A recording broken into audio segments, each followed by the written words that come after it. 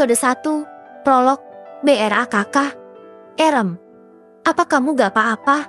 Suara seorang anak laki-laki berlari ke arah seorang gadis kecil berusia 10 tahun. Gadis kecil itu tersenyum saat melihat anak laki-laki tampan itu terlihat sangat khawatir. Gak apa-apa kak, tadi Erem gak hati-hati. Sini, kakak bantuin.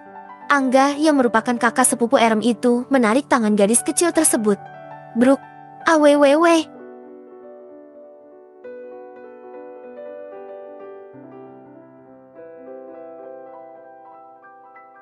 Aduh, Kak Angga, maafin Erem. Gadis kecil itu tersenyum malu ketika melihat wajah di bawahnya itu yang terlihat sangat tampan.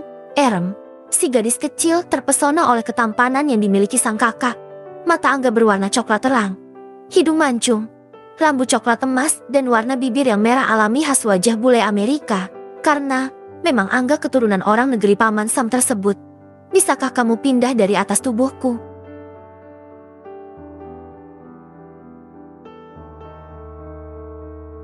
Erem nyengir kuda ketika mendapati dirinya yang masih betah berada di atas tubuh Angga yang terjatuh ke tanah setelah anak laki-laki berusia 13 tahun itu menariknya saat terjatuh.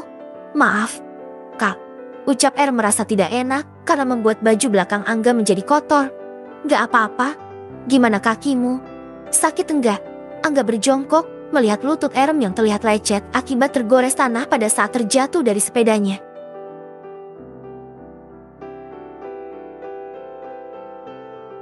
Angga meniup lutut adik angkatnya itu dengan lembut.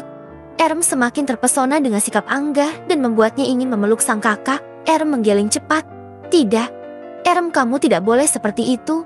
Entah kenapa melihat perlakuan Angga yang sangat perhatian seperti itu membuatnya merasa sangat spesial. Erem hanya seorang gadis kecil berusia 10 tahun dan belum mengerti akan perasaan cinta seperti orang dewasa. Tapi gadis itu memang benar-benar menyukai dan mengagumi Angga seperti seorang idola yang pantas dikagumi. Erem sayang ke Angga, batin gadis kecil itu. Angga, kakak sepupunya itu memang sosok pria baik hati. Bukan hanya pada Erem, tetapi dia juga begitu perhatian terhadap adik perempuannya yang seumuran dengan Erem. Angga memang sangat menyayangi keduanya, yaitu Erem dan Della. Terbukti bahwa sejak mereka kecil, dia sudah bisa menjaga kedua adiknya itu.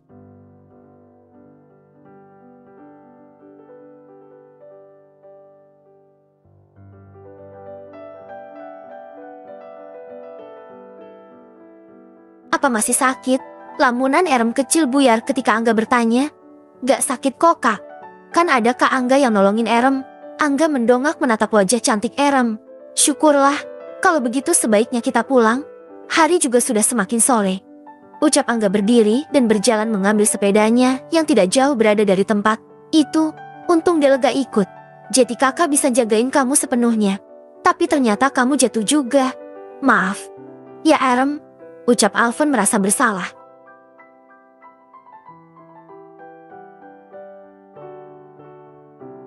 Melihat ada rasa khawatir di raut wajah kakaknya itu. Gak apa-apa kak, udah deh. Gak usah dibahas. Nanti kakak gak usah cerita sama Della. Pasti nanti Della akan marah sama kakak. Ujar Erem. Angga mengangguk dan tersenyum. Berarti harus kait jari kelingking. Agar kakak gak bohong. Mereka mengaitkan kedua jari kelingking sambil tertawa bersama.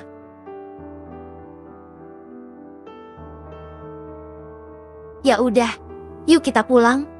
Mengangguk. Makin hari kakak sepupunya itu semakin tampan.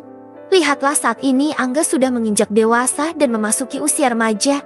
Kedua saudara sepupu itu pulang sambil menuntun sepedanya masing-masing. Terlihat keduanya saling melirik dan tersenyum. Entah kenapa Erem sangat menyukai senyum dari Angga. Senyum yang membuat matanya berbinar dan kedua sudut bibirnya terangkat lebar.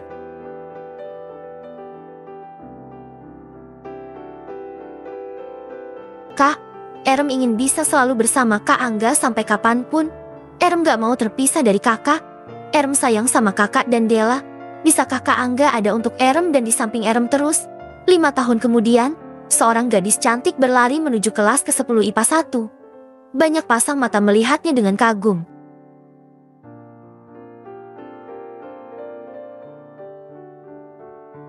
Apalagi para kaum Edem yang menatapnya tanpa berkedip sampai gadis itu menghilang di balik tembok gedung kelas ke-10 dan langsung masuk ke dalam kelasnya.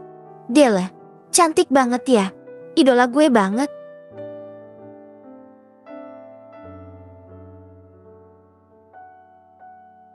Calon ibu dari anak-anak gue tuh. Iya, tapi sayangnya dia galak.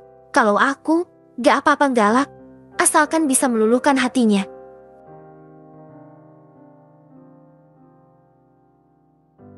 Huhuhu, Delle gak bakal mau. Naca dulu dang, muka lo kudu dipermak, bersambung.